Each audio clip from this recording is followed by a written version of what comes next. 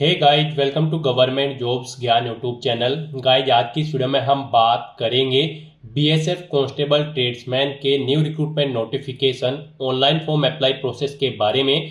जी हां दोस्तों, border security force BSF ने यहां पर कांस्टेबल ट्रेड्समैन के 3588 खाली पदों को भरने के लिए नोटिफिकेशन रिलीज कर दिया है। कैसे आप इस भर्ती में पार्टिसिपेट करने के लिए अपने फॉर्म अप्लाई कर सकते हो बिना कोई मिस्टेक किए हुए, इसकी पूरी जानकारी हम आपको स्टेप बाय स्टेप रजिस्ट्रेशन से लेकर पेंट तक इस वीडियो में देंगे। बस आपको इस वीडियो को स्किप के बिना शुरू से लेकर एंड तक देखना है। उसके बाद वीडियो पसंद आए तो इसे लाइक और शेयर कर दें। चैनल पर नए हो तो इसे सब्सक्राइब कर लें। साथ ही साथ आपको फॉर्म अप्लाई करते हुए जो भी प्रॉब्लम फेस हो रही है उन सभी का हल आपको इस वीडियो में मिल जाएगा। कैसे यहाँ पर आपको अपनी क्वालिफिकेशन की डिटेल देनी है, कैसे आपको अपने डॉक्यूमेंट अपलोड करने हैं, कौन सा डॉक्यूमेंट आपको कितने केबी में अपलोड करना है, कैसे आपको अपने फोटो और सिग्नेचर यहाँ पर अपलोड करने हैं, पूरी जानकारी आपको इस वीडियो में दी जाएगी। बस आपको एंड तक हमारे साथ इस वीडियो में बने रहना है। तो बिना कोई वक्त गंवाए चलिए शुरू करते हैं।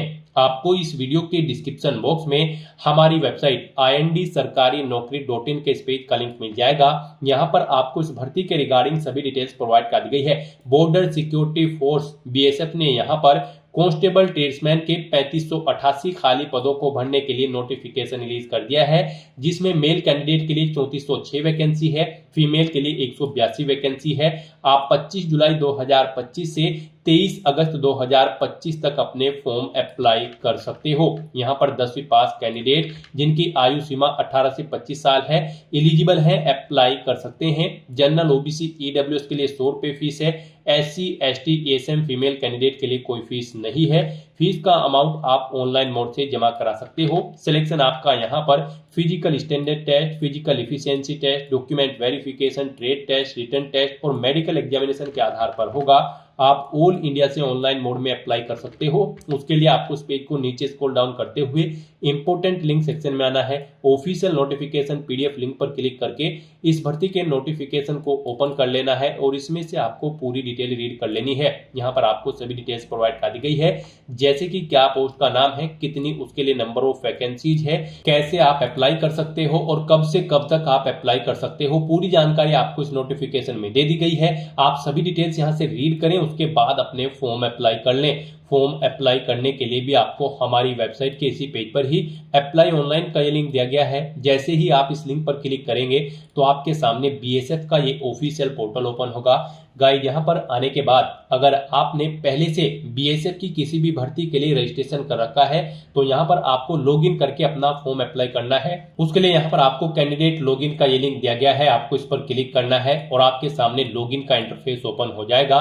यहाँ पर आने के बाद आपको अपनी ईमेल आईडी या फिर मोबाइल नंबर एंटर करना है, अपना पासवर्ड आपको एंटर करना है। I am not a robot इस चेकबॉक्स को आपको ओके करना है और फिर गाइस यहाँ पर आपको लॉगिन की स्टेप पर क्लिक करते हुए अपने डैशबोर्ड में लॉगिन कर लेना है और फिर वहां से आपको अपना फॉर्म अप्लाई करना है। और अगर आप बीएसएफ की किसी भी भर्ती के लिए फर्स्ट टाइम अप्लाई करने जा रहे हो तो सबसे पहले यहाँ पर आपको अपना रजिस्ट्रेशन करना होगा। उसके लिए यहाँ पर आपको सबसे पहले अपनी पर्सनल इंफॉर्मेशन देनी है। गाइस, यहाँ पर आपको इन स्टेप्स को कंप्लीट करते हुए अपना रजिस्ट्रेशन करना होगा। सबसे पहले यहाँ पर आपको अपनी पर्सनल इंफॉर्मेशन देनी है, एड्रेस की डिटेल देनी है, फिर कुछ अन्य डिटेल्स देनी है, फिर क्वालिफिकेशन की डिटेल देनी है। उसके बाद आपको वर्क एक्सपीरियंस की डिटेल यहाँ पर देनी है और फिर यहाँ पर आपको अपने सर्टिफिकेट और डॉक्यूमेंट्स को अपलोड करना है और अपना क्राइटेरिया चेकआउट करते हुए आपको अपना फॉर्म अप्लाई कर देना है। तो इन स्टेप्स को यहाँ पर आपको कंप्लीट करना है अपना रजिस्ट्रेशन करने के लिए। तो पर्सनल इंफॉर्मेशन में सबसे पहले यहाँ पर आपको अपना नाम एंटर करना है, फिर यहाँ पर आपको अपना मोबाइल नंबर एंटर करना है, उसके बाद आपको अपनी ईमेल आईडी यहाँ पर एंटर करनी है और उसके बाद आपको जनरेट ओटीपी के इस ऑप्शन पर क्लिक कर देना है। अब यहाँ पर आपके मोबाइल नंबर और ईमेल आईडी पर 2 OTP आए होंगे। मोबाइल पर जो OTP आया है वो आपको एंटर मोबाइल OTP कॉलम में एंटर करना है और ईमेल पर जो OTP आया है वो आपको एंटर ईमेल OTP के इस कॉलम में एंटर करना है और उसके बाद गाइज आपको सबमिट के इस ऑप्शन पर क्लिक कर देना है। इस तरह से यहाँ पर आपका अकाउंट क्रिएट हो चुका है। आपकी ईमेल आईडी को आपका यूजर नेम और पासवर्ड आपकी रजिस्टर्ड ईमेल आईडी पर सबमिट कर दिया गया है। आपको उन्हें केयरफुली नोट डाउन करके रख लेना है फ्यूचर यूज के लिए। अब यहाँ पर आपको अपनी आइडेंटिटी डिटेल प्रोवाइड करनी है।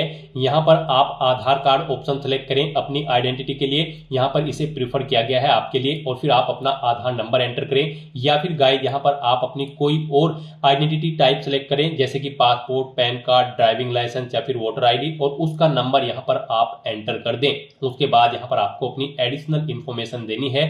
यहाँ पर आपको अपनी डेट ऑफ बर्थ सेलेक्ट करनी है। उसके बाद यहाँ पर आपको अपनी नेशनलिटी ऑटोमेटिकली फिर मिल जाएगी इंडियन। उसके बाद यहाँ पर आपको अपने फादर का नाम एंटर करना है, मदर का नाम एंटर करना है, आपकी बॉडी पर कहीं कोई कट या तिल का निशान है उस पैलेस का नाम यहाँ पर आपको एंटर करना है।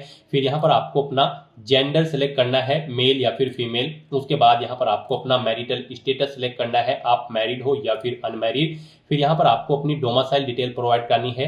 यहाँ पर आपसे पूछा गया है कि क्या आपके पास डोमिसाइल सर्टिफिकेट है, अगर है तो आप यस करेंगे। और फिर यहाँ पर आप अपना डोमिसाइल किस स्टेट से आपको इशू हुआ है वो स्टेट यहाँ पर आप सिलेक्ट करेंगे। डोमिसाइल सर्टिफिकेट का अपना नंबर यहाँ पर आप एंटर करेंगे, और अगर आपके पास डोमिसाइल नहीं है तो आप सिंपली नो ऑप्शन सेलेक्ट करेंगे। उसके बाद यहाँ पर आपको अपनी कैटेगरी की डिटेल प्रोवाइड करनी है। यहाँ पर आपको सबसे पहले अपना रिलीजन सेलेक्ट कर लेना है। फिर यहाँ पर आपको अपनी कैटेगरी सेलेक्ट करनी है, SC, ST, OBC, EWS या फिर अनरिजर्व, आप अपने अकॉर्डिंग ऑप्शन सेलेक्ट करें। अगर आप रिजर्व कैटेगरी के अंतर्गत आते हैं तो फिर यहाँ पर आपको अपना रिजर्व कैटेगरी का यानी कि कास्ट सर्टिफिकेट नंबर देना है, वो आपको किस स्टेट से इशू हुआ है वो स्टेट यहाँ पर आपको सेलेक्ट कर लेना है। उसके बाद यहाँ पर आपको डिस्ट्रिक्ट सेलेक्ट करना है। उसके बाद यहाँ पर आपको अपना इशूइंग अथॉरिटी आपको किसने जारी किया है ये आपका प्रमाण पत्र, उस अथॉरिटी का नाम यहाँ पर आपको सिलेक्ट करना है। वो यहाँ पर डिस्ट्रिक्ट मैजिस्ट्रेट है, सिटी मैजिस्ट्रेट या फिर कलेक्टर, आप अपने अकॉर्डिंग ऑप्शन सेलेक्ट करें। फिर यहाँ पर प्रमाण पत्र जारी करने की तिथि आप सेलेक्ट करें। फिर यहाँ पर आपको भर्ती का तरीका, मोड ऑफ रिक्रूटमेंट सेलेक्ट करना है।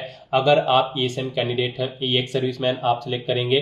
गवर्नमेंट एम्प्लॉय है तो गवर्नमेंट एम्प्लॉय ऑप्शन सेलेक्ट करेंगे। BSF के डिपार्टमेंटल कैंडिडेट हैं तो ये ऑप्शन सेलेक्ट करेंगे, और इनमें से अगर आप नहीं है तो फिर यहाँ पर आपको direct entry DE option select करना है। फिर यहाँ पर आपको अपनी रिजर्वेशन के लिए सब कैटेगरी की डिटेल देनी है।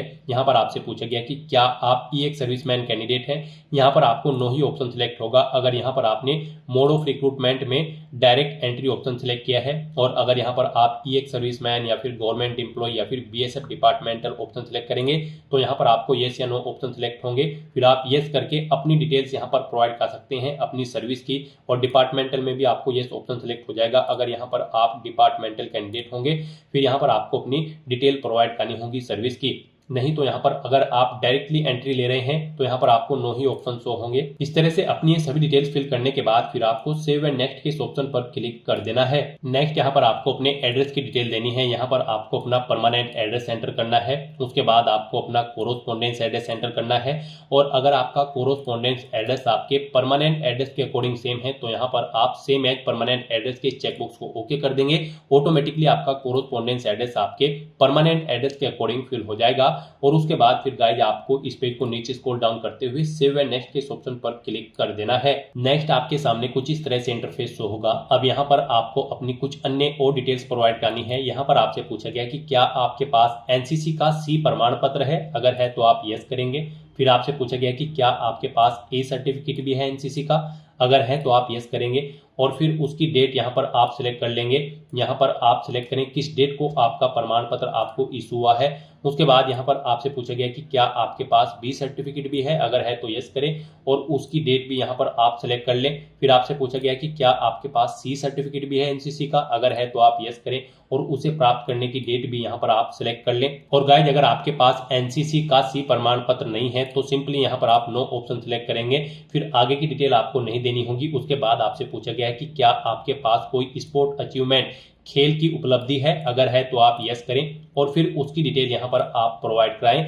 जैसे कि यहाँ पर आपसे पूछा गया है आपके पास कौन कौन सी खेल की उपलब्धि है, यहाँ पर आप सिलेक्ट करें किस गेम में आपके पास उपलब्धि है, boxing, judo, swimming, kabaddi, water sport, wushu या फिर जिम्नास्टिक। आप अपने अकॉर्डिंग यहाँ पर ऑप्शन सिलेक्ट करें। यहाँ पर आप बताएं आपने इंटरनेशनल लेवल पर खेला है ये गेम, या फिर नेशनल लेवल पर, या फिर all India inter university tournament, या फिर नेशनल गेम्स, या फिर स्पोर्ट्स फॉर स्कूल। आप अपने अकॉर्डिंग यहाँ पर ऑप्शन सेलेक्ट करें।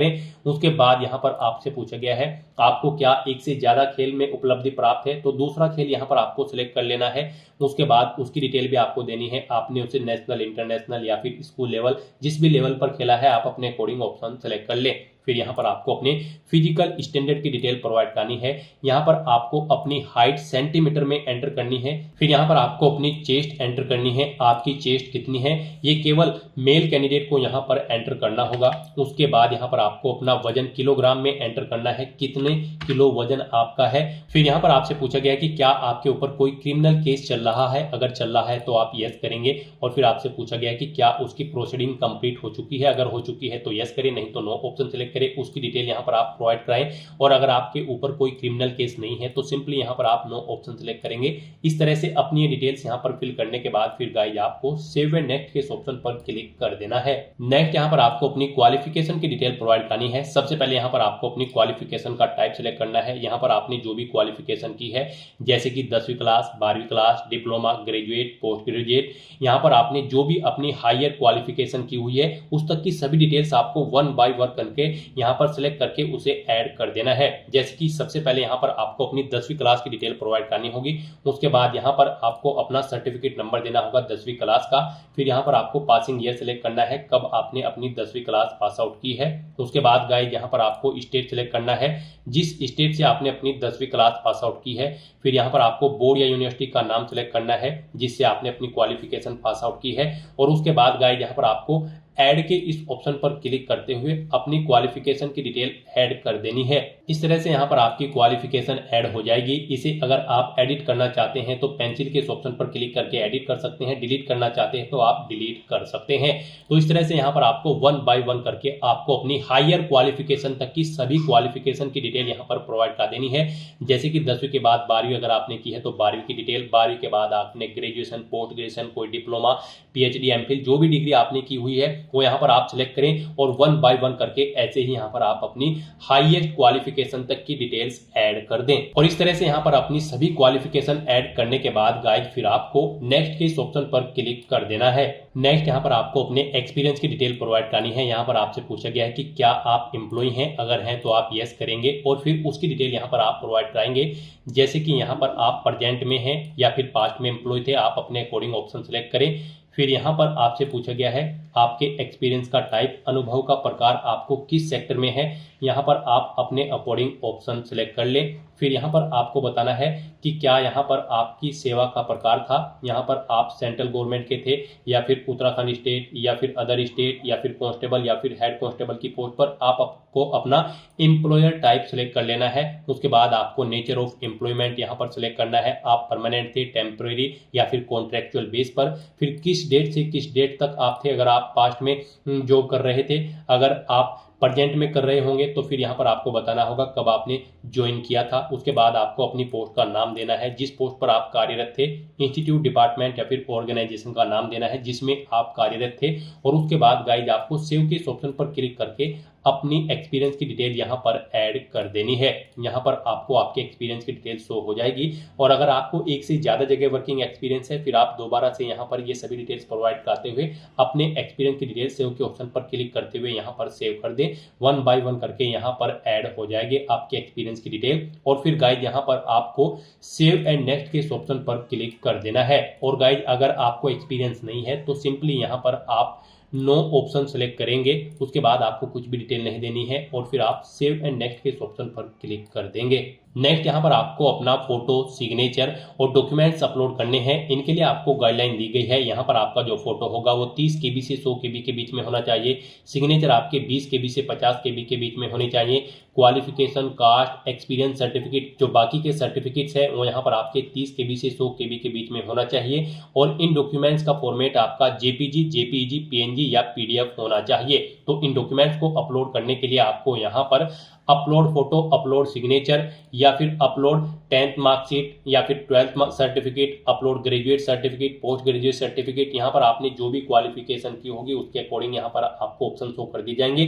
आपको इन्हें वन बाय वन करके अपलोड करना है। तो यहाँ पर आपको अपलोड फोटो या फिर अपलोड सिग्नेचर या फिर अपलोड सर्टिफिकेट के ऑप्शन पर क्लिक करना है। फिर आपको ड्रॉ फाइल्स टू अपलोड के ऑप्शन पर क्लिक करना है, फाइल्स को सेलेक्ट कर लेना है और वन बाय वन करके आपको अपने इन सभी डॉक्यूमेंट को यहाँ पर अपलोड कर देना है। है। यहाँ पर अगर आपके डॉक्यूमेंट का साइज कम या ज्यादा है तो आपको गूगल पर जाना है और वहां पर इमेज रिसाइजर टाइप करना है। मल्टीपल ऑनलाइन वेबसाइट आपके सामने ओपन होंगी, उनमें आप अपने जिस भी डॉक्यूमेंट का साइज कम या ज्यादा करना चाहते हैं उसे अपलोड करें और अपनी रिक्वायरमेंट के अकॉर्डिंग सेट करके उसे डाउनलोड करके फिर यहाँ पर आप अपलोड कर दें। इस तरह से अपने सभी डॉक्यूमेंट यहाँ पर आपको 1 बाय 1 करके अपलोड कर देने हैं।